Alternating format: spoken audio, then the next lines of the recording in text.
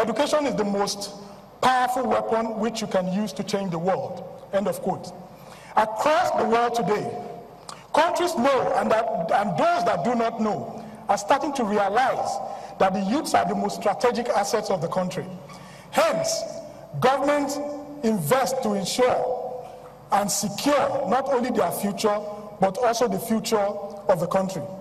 For governments that do not invest in the future of its youths, not only destroy their future, they create a bleak future for the country by destroying its socio-economic activities, creating a wider disparity in income, population explosion, increase in poverty, environmental degradation, health challenges, increase in crime, social unrest, state/regional instability, and which eventually leads to economic loss for the country. It is said that for there to be economic prosperity, there must be economic growth, social inclusion, and environmental sustainability. That was why John Dewey said, and I quote, "Education is not preparation for life. Education is life itself." End of quote. Our problem stems from the fact that we may not understand the concept of education, and that education goes beyond institution where knowledge is obtained. Degrees and certificates are issued, and a tool that gets a child out of poverty.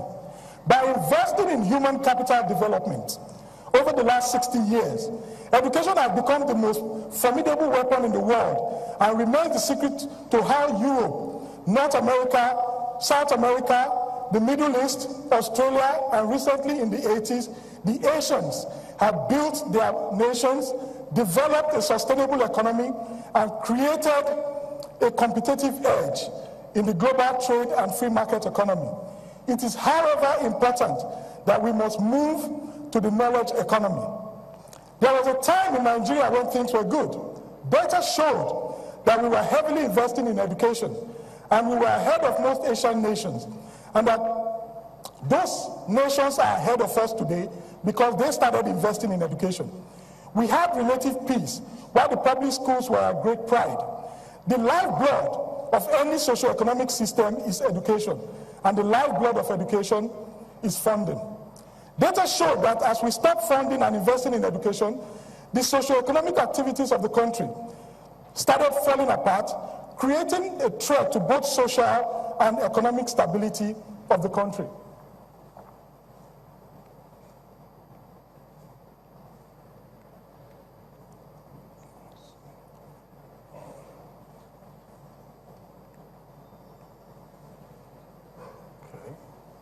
Now, what I've done is to create a flow chart of what happens when you underfund education.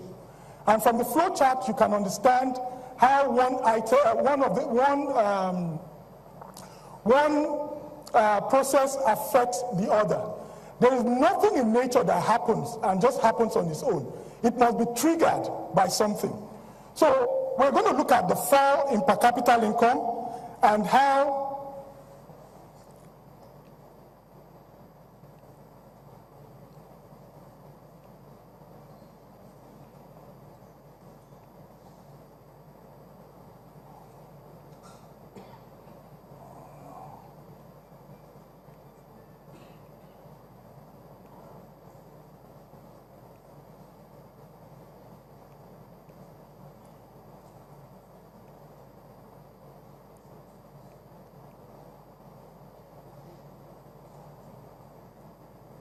I think it's not going as I planned.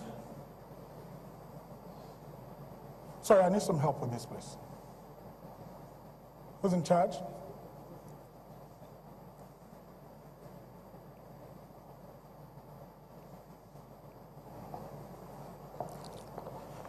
Which goes back? This?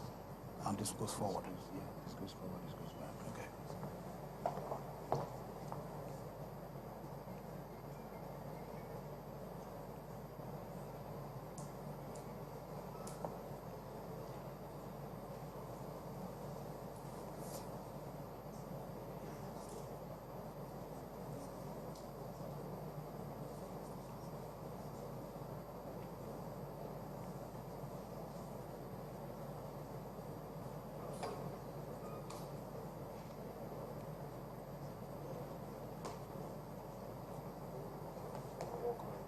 Okay.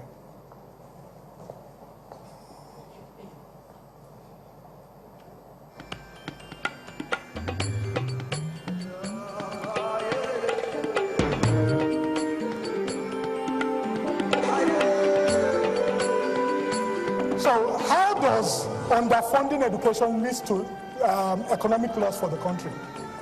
You and I are strategic assets of the country.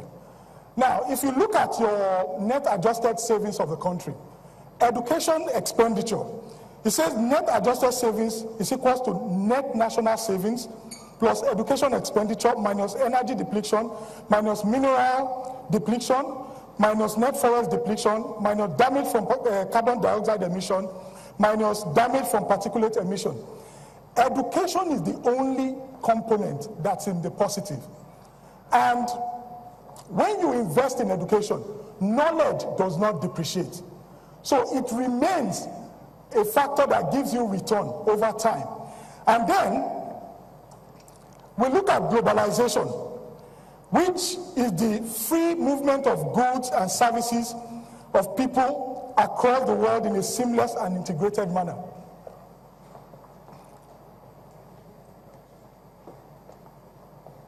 So, when you do not invest in education, the implication is that you cannot compete globally. And as you cannot compete globally, your country starts to become a dump yard.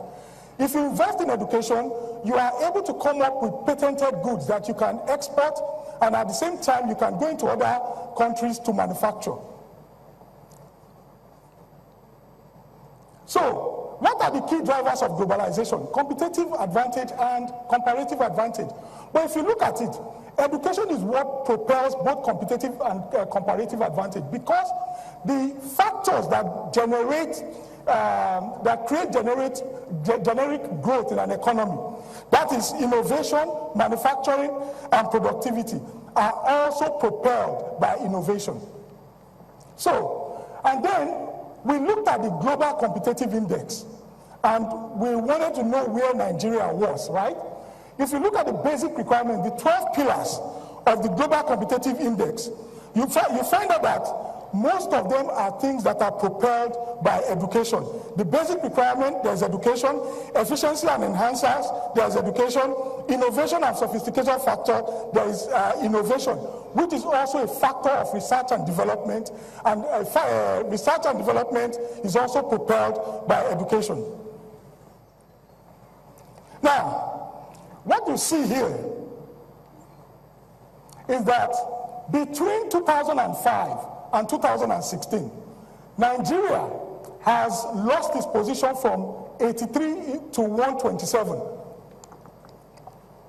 to the 127 position. Why? And that's because we're not investing in education. We're not being competitive on the global scene. But we now match data, right, with Asian countries like Indonesia, Thailand, China, Malaysia, Singapore. You find out that Indonesia has moved from 69 to 41, Thailand lost 1 place, China from 48 to 28, Malaysia from 25, still remains at 25, Singapore from 5 to 2, Philippines from 73 to 57. These are countries that are heavily investing in education. But surprisingly, these were countries that we were ahead of in the 70s and early 80s. But as soon as we stopped investing in education, they started investing in the knowledge economy. Today, they've become global competitors while we are regressing. Then, we looked at education expenditure, right, from 1970 to 1981. 1981 was where we reached our peak at 3.038 billion, representing 4.97%, which is the benchmark for... Thank you. Which is the benchmark for growth and sustainability within an economy. The United Nations says for you to have a sustainable growth in an economy, you must invest 26% or 5% of your GDP in education and 15% of your budget in health. Now, in 1981, we were able to reach 4.9%, right? And that's approximately 5%. But the interesting thing was to